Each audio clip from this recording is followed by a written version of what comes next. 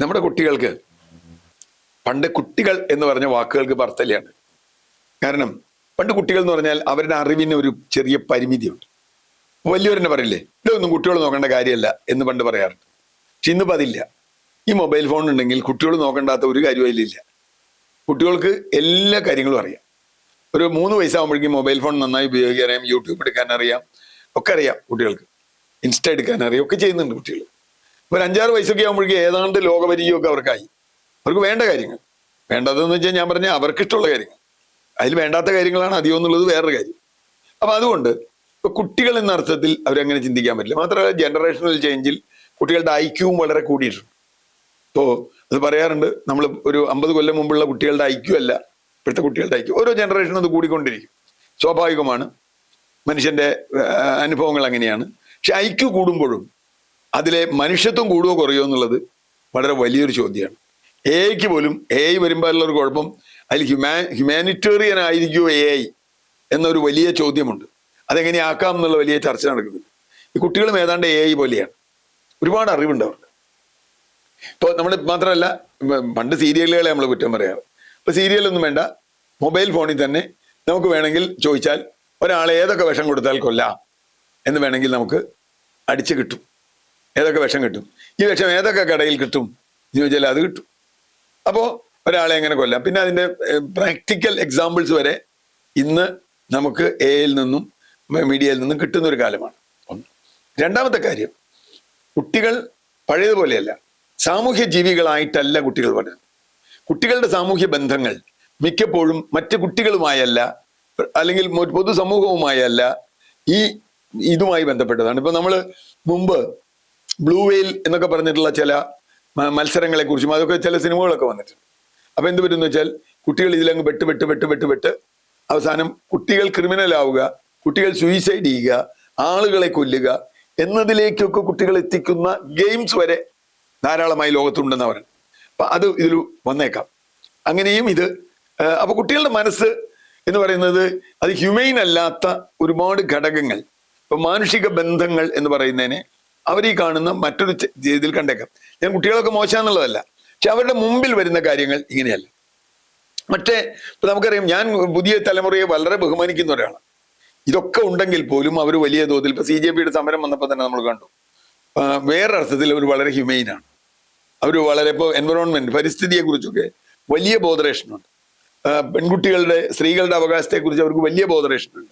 Transgender എന്ന് പറഞ്ഞാൽ അവർ വളരെ ബഹുമാനത്തോടു കൂടിയാണ്, എന്നുവെച്ചാൽ തുല്യതയോടുകൂടിയാണ് കാണുന്നത്. അപ്പൊ തുല്യതയുടെ കാര്യത്തിൽ, അതുപോലെ കപട സദാചാരവാദത്തിന്റെ കാര്യത്തിലൊക്കെ കുട്ടികൾ, ആൺകുട്ടികളും പെൺകുട്ടികളും വളരെ മുമ്പിലാണ്. അത് നല്ലതാണ്. പക്ഷേ അതിനിടയിൽ ഈ ക്രിമിനൽ സംഗതിയും ഇതിനൊപ്പം മയക്കുമരുന്ന് പോലെയുള്ള വിഷയങ്ങളും കൂടി ചേരുമ്പോൾ കുറെ കുട്ടികൾ വേറെ തരത്തിൽ ചിന്തിക്കാൻ തുടങ്ങും, വലിയ തോതിൽ ഹിംസാത്മകമാകും. ഇപ്പൊ നമ്മൾ കരുവാറ്റയിൽ കണ്ടത് അങ്ങനെ ഒരു ഹിംസാത്മകമായ ഒരു പ്രവർത്തനമാണ്. ആ പ്രവർത്തനത്തിന്റെ കഥ ഇപ്പൊ ഒരുപാട് കഥയൊക്കെ പത്രങ്ങളിൽ വന്നു കഴിഞ്ഞു. 13 വയസ്സായ ഒരു പെൺകുട്ടിയാണ് അതിലെ കൊട്ടേഷൻ കൊടുത്തതെന്നാണ്, സൂത്രധാര എന്ന് വേണമെങ്കിൽ നമുക്ക് പറയാം. അവർക്ക് വേണ്ടി 17, 16, 17 വയസ്സായ 2 or 3 കുട്ടികൾ കൂടിച്ചേർന്ന് ആസൂത്രണം ചെയ്ത് ഒരു വൃദ്ധനായ ഒരാളെ കൊല്ലുന്നു. എന്നിട്ട് പണവും ഒക്കെ കവരുന്നു. അപ്പോൾ സ്വാഭാവികമായും നമ്മൾ സാധാരണ സിനിമയിലൊക്കെ കാണുന്ന പോലെ ഈ കുട്ടി ആളുകളെ വിളിച്ചുകൊണ്ടിരുന്നു.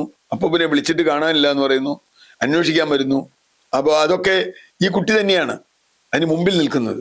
അപ്പൊ അതൊക്കെ കുട്ടിക്ക് അറിയാം. ആളുകളുടെ മുമ്പിൽ വന്ന് എൻ്റെ അപ്പൂപ്പൻ എന്തോ പറ്റി എന്തോന്നൊക്കെ ചോദിക്കുന്ന ആളാണ്. പക്ഷേ പോലീസ് വളരെ തന്ത്രപരമായി അവരുടെ ചാറ്റുകളും അവരുടെ ഇതുകളും വഴി സംശയം ഇതിലേക്ക് വരികയും ഈ കുട്ടി തന്നെ സ്വന്തം അച്ഛൻ ഇത് ചെയ്തു എന്ന രൂപത്തിലുള്ള ചില സൂചനകൾ കൊടുക്കുന്നു.